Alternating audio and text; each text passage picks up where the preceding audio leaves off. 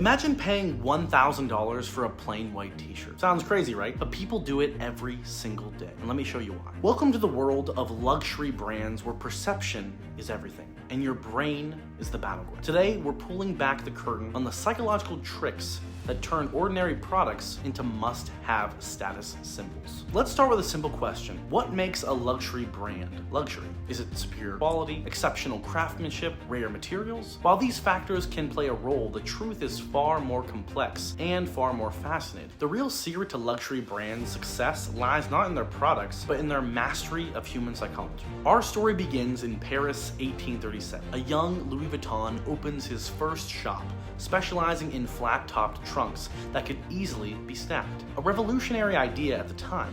Fast forward to today, and Louis Vuitton is one of the most valuable luxury brands in the world, worth over $47 billion.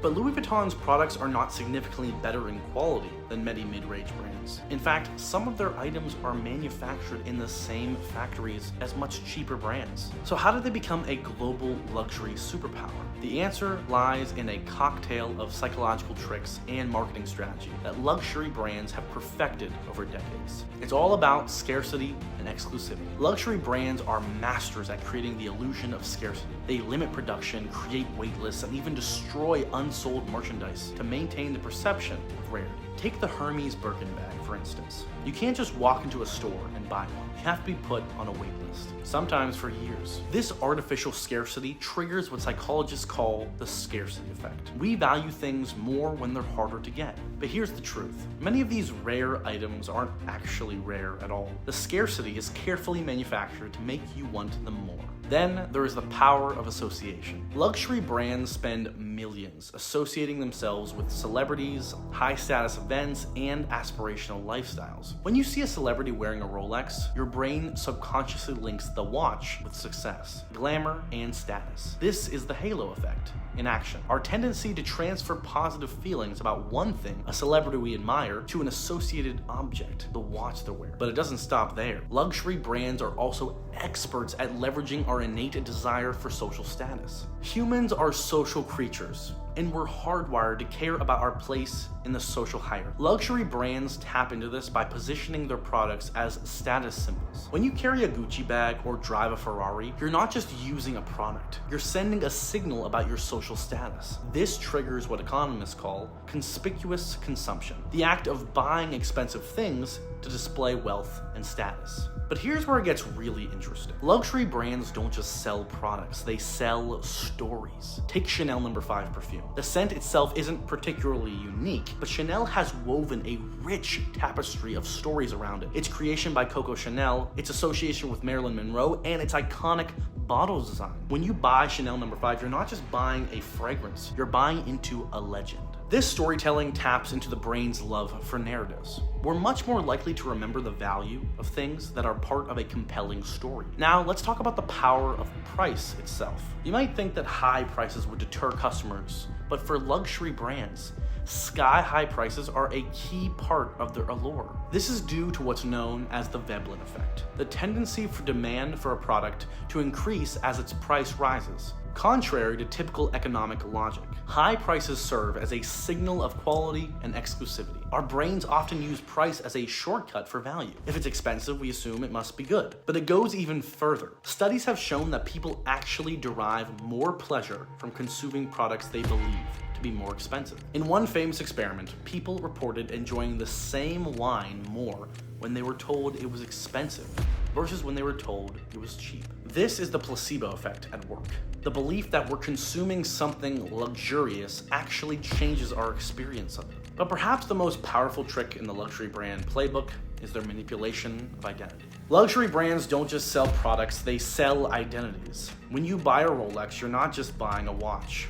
You're buying into the idea of yourself as a successful, sophisticated person. This taps into our deep-seated need for self-expression and identity formation. By owning luxury goods, we feel we're signaling something important about who we are. But here's the catch. This identity is entirely constructed. The qualities we associate with luxury brands, sophistication, success, discerning taste, are carefully crafted by marketing teams. But here's the catch. This identity is entirely constructed. The qualities we associate with luxury brands, sophistication, and success are carefully crafted by marketing teams. So when we buy into luxury brands, we're often buying into a version of ourselves that doesn't really exist. So you might be thinking, okay, but surely the quality of luxury goods justifies their price. Well, yes and no.